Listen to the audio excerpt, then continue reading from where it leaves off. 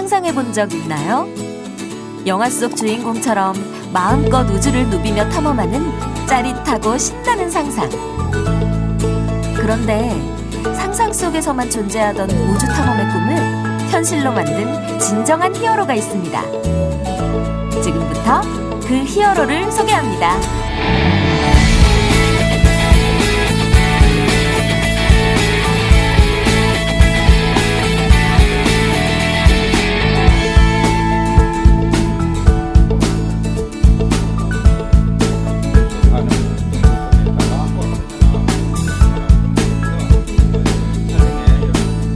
선생님, 우주선은 원래 알루미늄 금속으로 만들어진 게 아닌가요?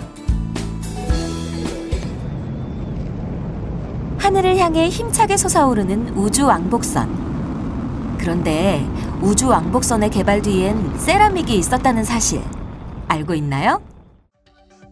우주선의 재질은 부분별로 다르지만 보통은 알루미늄 합금으로 만들어지는 것이 일반적입니다.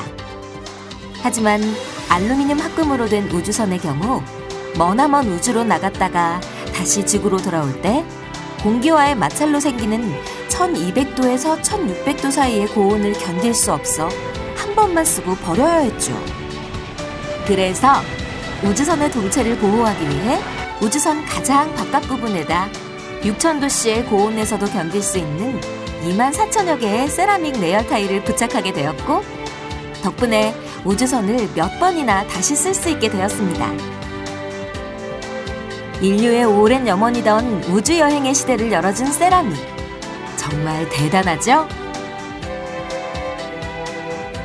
그렇다면 과연 세라믹은 대체 뭘까요? 세라믹이란 광물에 열을 가해 만든 무기재료를 뜻하며 점토를 불에 구워 만든 것을 뜻하는 그리스어 케라모스에서 유래됐습니다.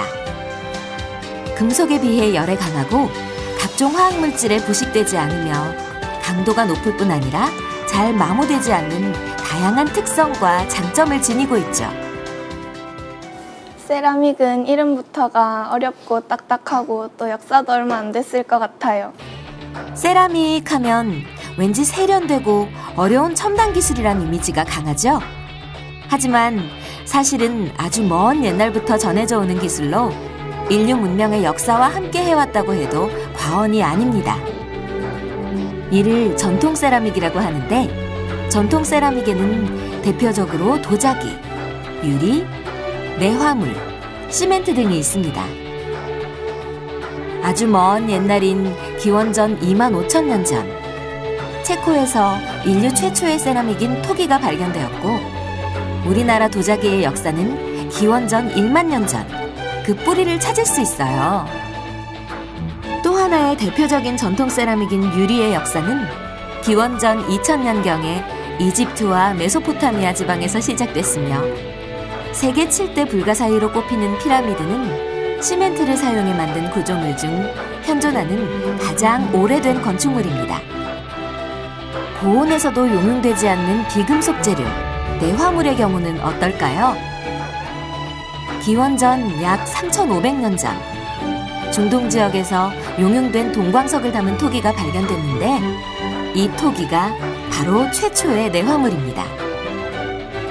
이처럼 세라믹은 인류 역사와 더불어 발전하며 우리나라 고유의 전통산업으로 뿌리내려왔고, 지금 이 순간도 끊임없이 변화하고 발전하고 있습니다.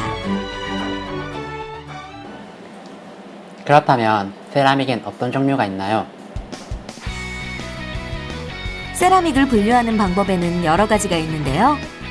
우선 성분별로 금속 양이온의 산소와 결합하여 만들어진 산화물계 세라믹과 질소, 탄소 등의 음이온과 결합하여 만들어진 비산화물계 세라믹으로 나눌 수 있습니다. 시대별로 분류하면 모래, 흙 등의 천연광물을 원료로 하는 전통 세라믹과 천연광물을 고순도로 정제, 엄격한 공정을 거쳐 만드는 첨단 세라믹으로 나눌 수 있어요. 산업화 이후에 개발된 첨단 세라믹은 파인 세라믹 또는 뉴 세라믹이라고도 불리며, 전통 세라믹의 특징을 보완한 뛰어난 특성과 새로운 기능을 가지고 있죠. 첨단 세라믹은 조성과 제조 공정에 따라 여러 형상과 특징을 가지고 있습니다. 가전제품, 컴퓨터 부품, 센서, 전지 등 각종 전자기기의 부품에 사용되는 전자세라믹. 세라믹이 갖고 있는 고강도, 고내열성 등의 물리적 성질을 엔진 부품 등에 이용하는 엔지니어링 세라믹. 생체 조직 중 치아와 뼈 같은 조직의 복구에 이용되는 바이오 세라믹을 비롯해 우주 왕복선의 열 차단제, 리튬 2차 전지, 연료 전지, 촉매담체, 광섬유, 세라믹 센서 등에 사용되는 다양한 세라믹이 있습니다.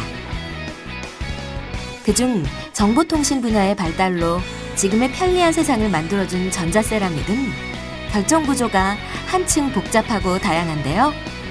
전류가 흐르지 않는 절연성, 전기를 가하면 길이 변화가 생기는 압전성, 열을 받으면 전기가 발생하는 초전성, 빛을 받아서 전자를 발생하여 유해물질을 분해하는 광분해성, 전기 저항이 0이 되는 초전도성, 특정 조건에서만 전기를 흘리는 반도성 등 수많은 전자기적 기능성을 지닌 재료로 많은 주목을 받고 있습니다.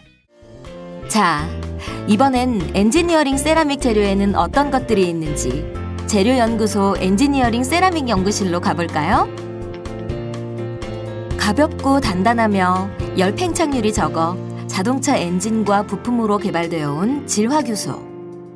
내부식성이 강해 기계 부품과 고온가스 터빈 부품 등에 이용되는 탄화규소. 철 및 비철금속의 압출 다이스. 용접 노즐 등에 활용되는 사이알론과 더불어 IC 기판 재료와 각종 기계, 구조용 부품, 절삭 공구 등에 사용되는 알루미나, 칼, 가위, 공구, 노즐, 분쇄기, 인공관절 등 고인성과 고강도를 필요로 하는 곳에 사용되는 지르코니아 등이 대표적입니다. 세라믹이 일상생활에서 구체적으로 어떻게 활용되는지 궁금합니다. 우리의 하루는 세라믹으로 시작해서 세라믹으로 끝난다고 해도 과언이 아닙니다. 21세기를 살아가는 현대인의 생활 깊숙이 자리 잡았을 뿐 아니라 산업 전반에 없어서는 안 될 핵심 소재가 바로 세라믹이거든요. 가장 먼저 우리가 살아가는데 없어서는 안 될 집을 지을 때 필요한 것. 바로 세라믹 소재인 시멘트죠. 스마트폰 한 대에 700여 개의 부품이 들어가는데 이 중 무려 600여 개의 부품이 세라믹입니다. 놀랍지 않나요? LCD TV로 영화를 보고 태블릿 PC를 이용해 언제 어디서든 클릭 한 번으로 정보의 바다를 헤엄치는 일. 첨단 세라믹이 있기에 가능하죠.